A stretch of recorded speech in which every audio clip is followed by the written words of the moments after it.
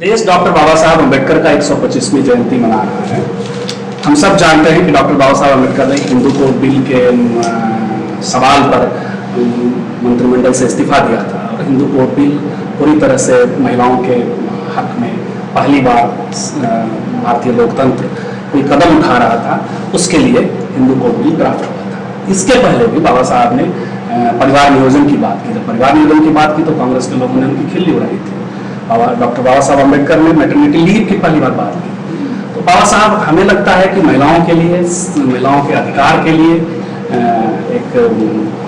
भविष्य दृष्टा की तरह भी थे, एक कार्यकर्ता की भी तरह थे और एक प्रेरक की भी तरह थे। महिलाओं तक यह बात पहुंची नहीं है कि बाबा साहब ने महिलाओं के लिए क्या क्या काम किया है। आपसे पहला सवाल है कि आप उनके किन कामों को चिन्हित करती हैं जो महिलाओं पर दीर्घकाल तक दीर्घगामी असर पैदा करने वाले काम थे। कि डॉक्टर अम्बेडकर ने सबसे पहला बिल 1938 को एक ऐतिहासिक बिल पास करवाया और वो बिल सीधा सीधा पूरी तरह से महिलाओं के हक पे भारत में शायद पहली बार प्रेजेंट किया गया पहला बिल था, जिसमें बाबा साहब ने सीधे सीधे ये कहा था कि स्त्रियों का अपने शरीर और अपनी कोख पर पूरा अधिकार होना चाहिए। उनके शरीर के बारे में या उनकी देह के बारे में डिसाइडिंग फैक्टर जो है वो पुरुष नहीं होना चाहिए। सो वो किस तरह से उसके बारे में सोचती हैं, किस तरह से वो चाहती हैं, ये सोच को जो है एक वैज्ञानिक दृष्टिकोण देने की बहुत ज़्यादा ज़रूरत है। इसीलिए उन्होंने ये फैमिली प्लानिंग बिल जो है सबसे पहले बॉम्बे असेंबली में जो है वो पेश किया था। तो उसमें ये था बिल में कि जब चाहे स्त्री वो ये डिसाइड करेगी कि उसको इस बच्चे को रखना है या नहीं रखना है, और वो उसके लिए जो है अपने आप निर्णय ले सकती है और वो प्रेगनेंसी टर्मिनेट कर सकती है। और उससे सबसे बड़ी बात जो उन्होंने कही वो ये थी कि इसके लिए स्टेट को जो है वो मदद करनी चाहिए इसके लिए, और ये सहायता उसे स्टेट से आसानी से मिलनी चाहिए। इसके लिए उसे जो है बहुत संघर्ष ना करना पड़े, बिकॉज ये उनकी व्यक्तिगत वो है ज़रूरत है, और इसके लिए सब जो है स्टेट को एक हेल्पिंग हैंड के तौर पर जो है उनकी मदद करनी चाहिए। 20 जुलाई 1942 में श्रम सदस्य के रूप में जो है उनका इंडक्शन किया गया है। तो उन्होंने सबसे पहले श्रम कानून को एक मानवीय रूप देने का काम किया। इससे पहले भारत में कभी कोई श्रम कानून बने नहीं थे। महिला श्रमिकों के लिए एक विशेष सुविधाओं का प्रावधान किया, जिसमें जितने भी बड़ी मिल या कारखाने हैं सभी में स्त्री श्रमिकों के लिए पालना घर और उसकी व्यवस्था की गई, और स्वास्थ्य संबंधी बीमे की पहली दफा व्यवस्था की गई, और मैटरनिटी लीव में 21 दिन का पेड जो है उनको ऐसा जो है देने की वो व्यवस्था की गई। तो ऐसे बहुत सारी चीज़ें थी जो उन्होंने आज़ादी से बहुत सालों पहले जो थी उसके बारे में कानून बनाया, और यही नहीं, उन्होंने पूरे देश की महिलाओं के लिए बहुत सारी ऐसी नीतियों के बारे में जो है सबसे पहले बातचीत शुरू करी। आपने महिला मूवमेंट में भागीदारी करते हुए जिन सिंबल्स को, जिन प्रतीकों को और जिन प्रेरकों को आपने देखा, वहाँ के आपने बाबा साहब को देखा था, और यदि नहीं देखा तो क्या आप लोगों ने आवाज़ उठाई थी और उसको उस पर कैसे रिएक्ट किया गया था? भारत में स्त्री मुक्ति आंदोलन 7वें दशक से शुरू हुआ। अगर हम आज का स्त्री मुक्ति आंदोलन देखें, और उस स्त्री मुक्ति आंदोलन के बहुत से फेज आए हैं, बहुत कानून बनवाए हैं, पूरा सोशल मूवमेंट रहा है, सती प्रथा पर उनका स्टैंड रहा है, और रेप पर कानून बना है, घरेलू हिंसा पर कानून बना है, यहाँ तक कि प्रॉपर्टी राइट पर भी महिला आंदोलन ने बहुत बात की है। लेकिन बहुत ही दुखद है ये बात कि पूरी मीटिंगों में कभी भी डॉक्टर अम्बेडकर का नाम नहीं लिया जाता, लेकिन हमारे यहाँ जो शोध व्यवस्था है उसमें जो डॉक्टर अम्बेडकर ने जाति पे जितना काम किया, विचार रखे, या ज्योतिबा फुले ने या सावित्रीबाई फुले ने, उनको पढ़ने की ज़रूरत नहीं समझ आती कि हम उनको पढ़ लें कि हमारे समाज की जो हकीकतें हैं, इन दार्शनिकों ने ये बात रखी है, उससे भी हम समझ बनाने की कोशिश करें। मैंने ये टाइम टू टाइम जब भी आवाज़ उठाई है तो चुप्पी छा जाती है। कभी एजेंडा वाइज ये बात आई थी कि डॉक्टर बाबा साहब अम्बेडकर के योगदानों पर आपने बात की और एजेंडा वाइज ये बात आई है तो उनको शामिल किया जाना चाहिए, सावित्रीबाई फुले को शामिल किया जाना चाहिए, ये आप 80 के दशक में और 70 के दशक के बारे में बताइए, उस समय क्या रिएक्शन आता था? जब मैंने सावित्रीबाई फुले की जीवनी पहली बार पढ़ी महाराष्ट्र से लाकर, तब मैंने सवाल उठाया कि सावित्रीबाई फुले का इतना कंट्रीब्यूशन है, हमें क्यों नहीं बताया गया या फोरम पे क्यों नहीं कभी डिस्कस क्यों नहीं किया गया? क्योंकि सावित्रीबाई फुले जैसी भी, और मुझे याद है 2000 में मैंने एक लेख लिखा था कि हमारे 8 मार्च हमारे स्त्री मुक्ति आंदोलन के आइकॉन कौन है, कौन आदर्श है। तो मैं जानती हूँ कि स्त्री मुक्ति आंदोलन की जो महिलाएं हैं जो पूरे वामपंथ से बाहर निकल कर आई, उनके icon Lenin, Stalin, Clara Zetkin जैसे है, लेकिन कभी भी हमने मंच पे या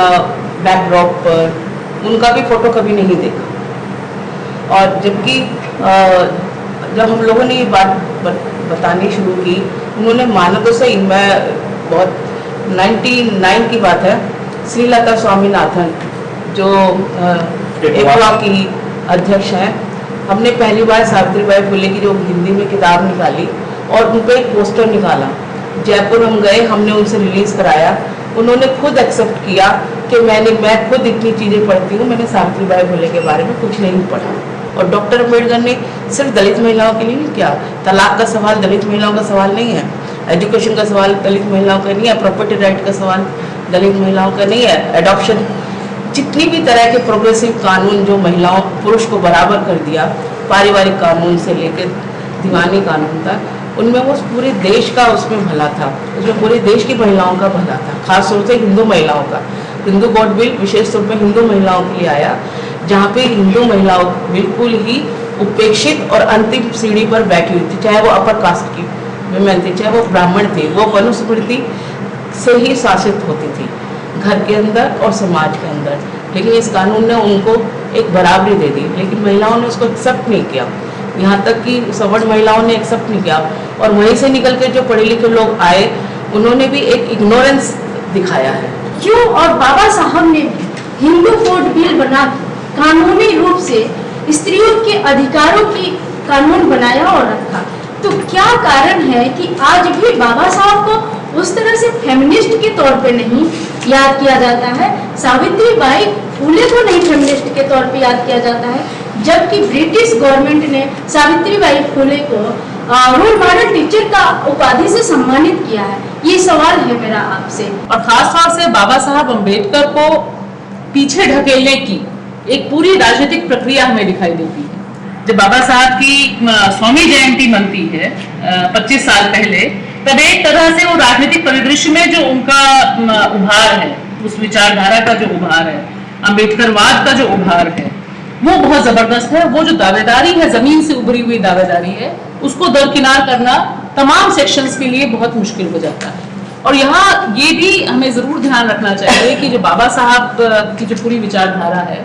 जो भी उन्होंने संविधान के भीतर और बाहर रहते हुए मनुस्मृति को जलाने की बात, क्योंकि ये एक बहुत अहम सवाल मुझे लगता है कि हम तमाम जो नारीवादी चिंतक हैं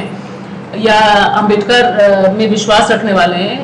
ये जो प्रस्थापना यहाँ से होनी चाहिए थी कि मनुस्मृति को जलाने की जितनी जरूरत दलित समुदाय में है, उससे कहीं गुना ज्यादा स्त्री मुक्ति के लिए जरूरी है। और ये स्त्री मुक्ति के लिए बढ़ा हुआ कदम था। लेकिन जो कास्ट और क्लास और कास्ट की, आज क्लास और कास्ट का भी एक मुद्दा बहुत तगड़ा उठा हुआ है, जैसे आपने अभी रखा कि कास्ट और क्लास को लेकर भी बाबा साहब के यहाँ बहुत क्लियर है। वो ऐसा नहीं है कि कास्ट को डिनेट कर रहे हैं, जो पूरा लेबर रिफॉर्म्स वाला है। मुझे लगता है कि एक तो डेलिब्रेट जो निग्लिजेंस है, जानबूझकर जो सामंती ताकतें, ब्राह्मणवादी ताकतें जो भारतीय राजनीति पर हावी रही, भारतीय अकादमिक क्षेत्र पर हावी रही, और उसका बहुत गहरा असर भारतीय नारीवाद पे जो पड़ा, और उपलब्धता की भी बात है। मुझे लगता है कि जैसा उन्होंने बताया कि जिन मुद्दों पे हम काम कर रहे हैं, चाहे वो महिला होने वाला समुदाय हो या बाकी उपेक्षित वर्ग हो, उनके बारे में जो वामपंथ का रवैया रहा या जो कास्ट के सवाल को लेकर निगेट करने वाला रवैया रहा, उसकी वजह से नारीवाद के एजेंडे में बाबा साहब या सावित्रीबाई फुले। लेकिन आज देखिए 2016 में कहीं भी मुझे लगता है किसी भी बैनर के तहत आप बात करते हैं, ये एक जमीन से जो उभरा हुआ एक दावेदारी है और जिसकी एक राजनीतिक धमक भी है, क्योंकि वो राजनीतिक धमक जब बढ़ी, हम बीएसपी के तौर पे महाराष्ट्र के पूरे मूवमेंट के तौर में हम देखते हैं कि वो जो धमक मजबूत हुई, उसने अपनी पैठ बनाई, उस पैठ की वजह से रेलेवेंस बढ़ा, चर्चा बढ़ी। और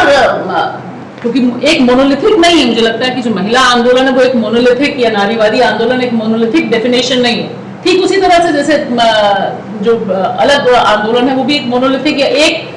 रूप में उनको उसमें अलग अलग शेड्स हैं। तो इसलिए आप पाएंगे जो महाराष्ट्र का जो नारीवादी आंदोलन है वो सावित्रीबाई फुले को बहुत पहले अपने झंडे बैनर पे लगा चुका है। तो ये जो निग्लिजेंस है वो निग्लिजेंस इसलिए भी है क्योंकि कास्ट का क्वेश्चन भारतीय नारीवाद ने शुरू में नहीं एक्सेप्ट किया। पॉलिटिकली वाइज डिसीजन के तौर पे या पॉलिटिकली एजेंडे के तौर पे कास्ट क्वेश्चन को ना एड्रेस करना इसमें प्ले कर रहा होता है, या खुद जो स्त्रियां स्त्रीवादी आंदोलन को लीड कर रही थी उनका खुद का कास्ट प्ले कर रहा होता है। लेकिन जब कास्ट का मामला आता है तो अपने पुरुषों के पैटर्न के तौर पे खड़ी हो जाती हैं और वो कारगिल कॉलेज में झंडा लेकर खड़ी होती हैं कि हमारे पुरुषों की नौकरी मत छीनो, हम शादी किससे करेंगे। जी, तो ये मुझे लगता है कि ये बहुत जरूरी है कि जो कास्ट माइंडसेट है, जो कास्ट का सवाल है, वो दिमाग में बैठा हुआ है। मैंने इसीलिए कहा कि जो नारीवाद है या जो नारी आंदोलन है उसका जो ब्राह्मणिकल एटीट्यूड है, उसका जो विद इन दैट कि आप कास्ट के क्वेश्चन को एड्रेस नहीं करते उनके खुद के कास्ट पोजीशन से, कास्ट पोजीशन से, और यहाँ तक कि एट्रोसिटीज में आप देखिए, अगर कहीं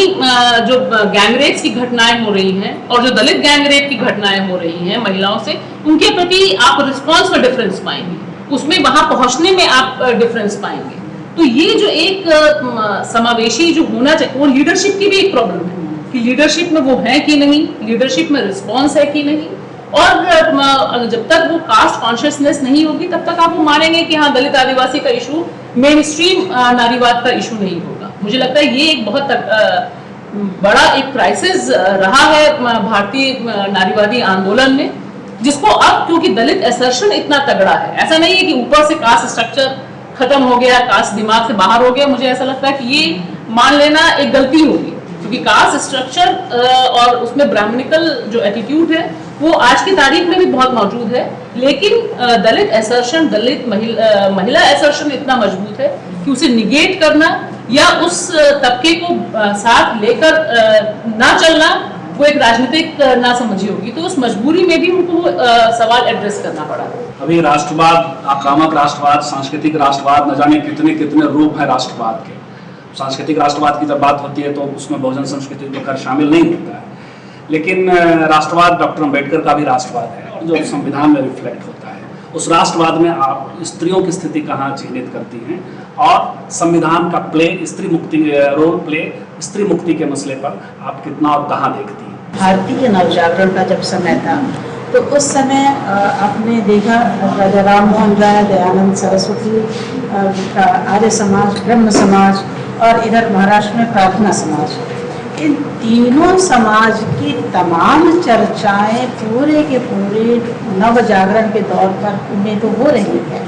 उसको हाईलाइट भी किया जा रहा है, वहाँ स्त्रियों के मुद्दों को किस तरह से हाईलाइट किया जा रहा है। पर उसी दौर में एक और जो समाज है महाराष्ट्र में ही है, जिसको सत्यशोधक समाज के नाम से हम जानते हैं,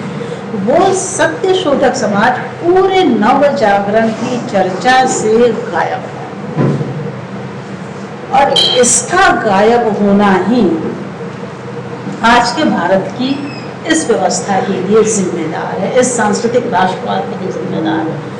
यदि हम जब सावित्रीबाई फुले ने और ज्योतिबा फुले ने जिस स्कूल का आरंभ किया था तो उस स्कूल में सिर्फ शूद्र लड़कियां नहीं थी, वो गैर शूद्र लड़कियां थी। जिन ब्राह्मण विधवाओं के लिए दर्द था, गर्भवती ब्राह्मण विधवाओं के लिए दर्द था, वो समस्या दलितों के यहाँ में थी ही नहीं। उन स्त्रियों को ज्योतिबा फुले अपने आप पनाह देते हैं, अपने यहाँ जगह देते हैं। जो शास्त्रीय तौर पर इतना रिजिड समाज था, उन बंधनों को ढीले करने के लिए, बल्कि ढीला क्यों, तोड़ने के लिए, उन बंधनों को तोड़ने के लिए ज्योति फूले दंपति जिस तरह से काम कर रहे हैं, वो सारा का सारा उस नव जागरण की चर्चा से, चाहे उसमें रामला शर्मा हो, चाहे उसमें नावर सिंह जैसे दिग्गज लोग, वो सिरे से गायब है। और चूंकि वो गायब है, इसलिए हम इस समाज में 21वीं सदी के 16वें साल में भी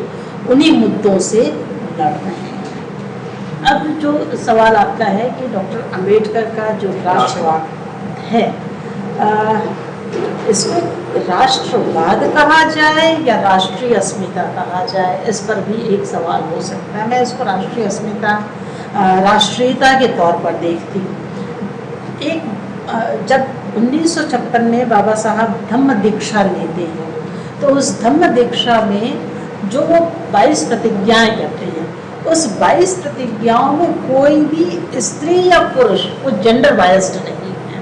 वो क्लास बायस्ड नहीं है, वो कास्ट बायस्ड वहाँ नहीं है। उन सारी चीज़ों को अलग छोड़ते हुए वो एक नागरिक के निर्माण की बात कर रहे हैं कि एक नागरिक की उपस्थिति किसी भी देश राज्य में किस तरह से होनी चाहिए। और अंत में जब वो कहते हैं, अंत तक आते हैं तो कहते हैं कि मैं विश्व बंधुत्व के लिए काम करूं। मतलब लोकल से ग्लोबल तो आज का नाम है। वहाँ वो सारी के सारी कि यदि मेरी उपस्थिति है तो वो इकोनॉमिस्ट तो थे ही, बहुत बेहतर इकोनॉमिस्ट थे। मैंने जिस भी पक्ष को देखा जाए तो वो सारे के सारे पक्ष उनके पास बहुत तगड़े दिखाई देते हैं। उस तौर पर वो वैश्विक परिदृश्य को भी अपने सामने रखे हुए थे और उन्हें पता था कि आने वाली स्थितियाँ क्या होंगी। ऐसी स्थिति में भारत की स्थिति क्या होगी, तो वो पहले भी कहते हैं कि मैं पहले भी भारतीय हूँ और अंत में भी भारतीय हूँ। और भारतीय होना किसी धर्म से संचालित नहीं है, वो भारतीय होना उनके संविधान से संचालित है, जिस संविधान को बगैर किसी कास्ट क्लास से जितने भी विभाजन के मापदंड हो सकते हैं उन सबको अलग रखते हुए वो एक भारत के निर्माण की कल्पना करते हैं कि उस भारत में हम किस तरह से व्यक्ति विशेष को बतौर नागरिक देख रहे हैं, और इसलिए वो लोक कल्याणकारी राज्य की बात करते हैं। आज हमने इस लोक कल्याणकारी राज्य को निजत्व में बदल दिया है कि बाबा साहब ने मनुस्मृति दहन किया, तो वो दलित मुक्ति का तो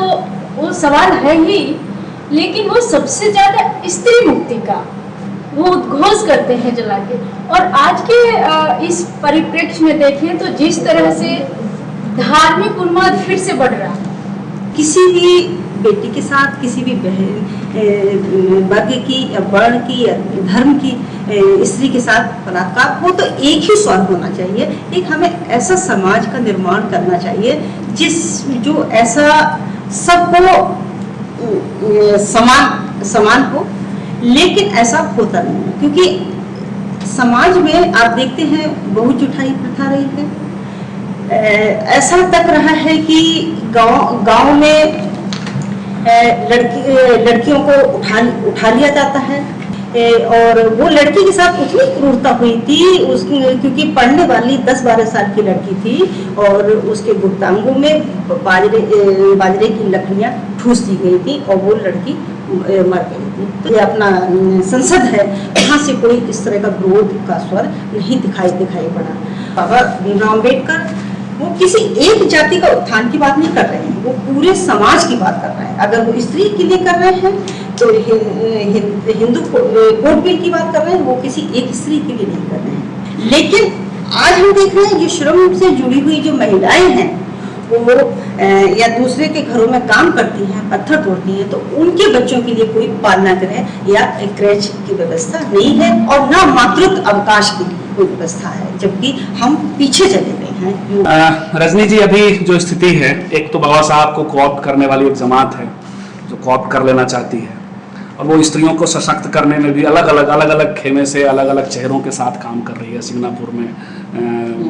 मंदिर प्रवेश वाला चेहरा भी मुझे वही दिखता है जहाँ से बाबा साहब को कोऑप्ट करने की कोशिश हो रही है। दूसरी तरफ बाबा साहब स्त्रियों को मुक्त करना चाहते हैं, मनुस्मृति का दहन उन्होंने किया, तो एक बड़े ही आयरनिकल सी पोजीशन है और बड़े ही कॉम्प्लेक्स सा पोजीशन है। वहाँ से बाबा साहब के लिए मुश्किलें भी, हम सब के लिए मुश्किलें खड़ी होती हैं। तो हम कैसे इसको चिन्हित करेंगे? पूरे देश में एक समरसता अभियान चलाया है कि वो हर जिले में लोगों से ये जयंती बनवाया जाए। ऊपरी तौर से देखने पे तो ऐसा लगता है कि हमारी सरकार जो है वो डॉक्टर अम्बेडकर के प्रति बड़ी कृतज्ञ है और वो गांव-गांव में उनका मैसेज पहुंचाना चाहती है। ठीक इसी तरह दिल्ली सरकार का भी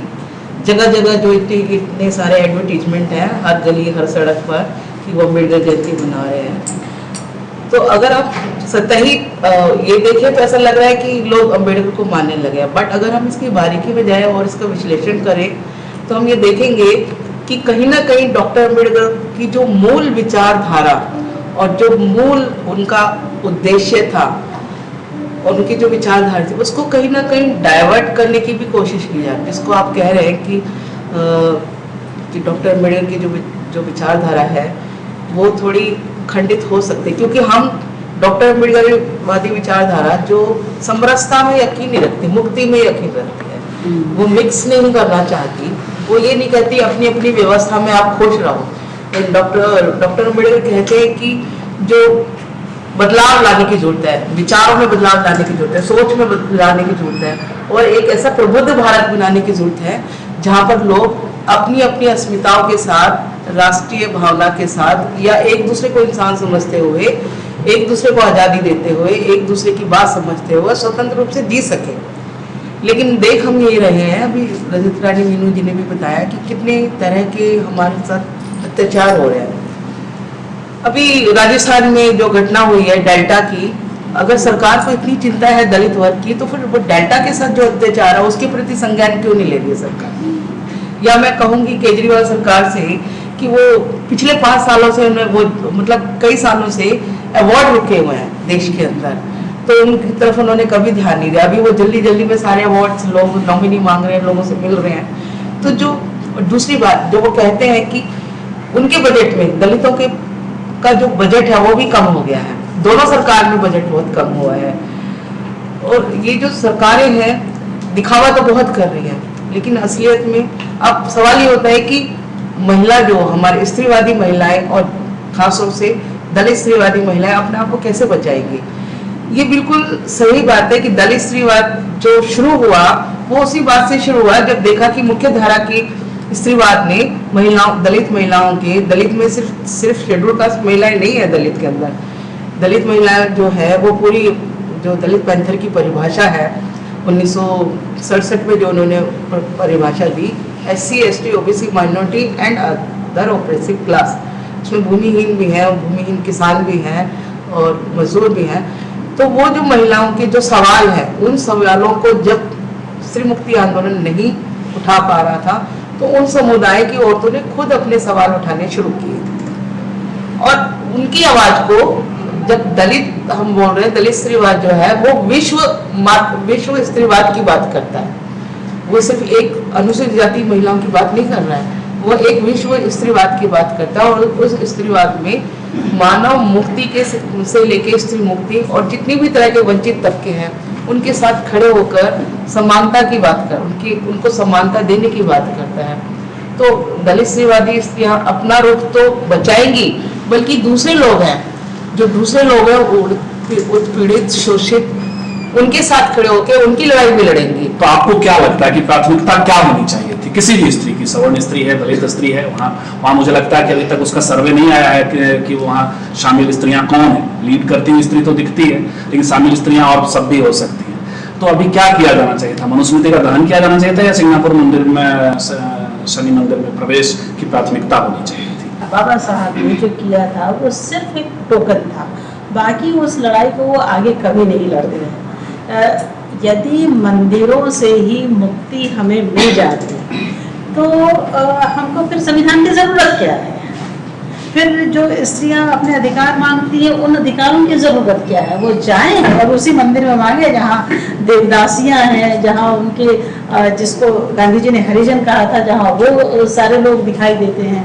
तो ये तो सवाल अपने आप में तय है, पर ऐसा होता क्यों है? एक्चुअली सवाल इसके पीछे ये है कि स्त्रियां इस तरह से अपनी भूमिकाएं वहाँ क्यों प्रदर्शित करना चाह रही हैं। तो मुझे ऐसा लगता है कि पूरी एक जो मीडिया भी यदि हमारे पास है तो टीवी भी पूरा बाबा में मीडिया है, और आजकल अब यदि उसी संदर्भ में कहा जाए तो बाबी में भी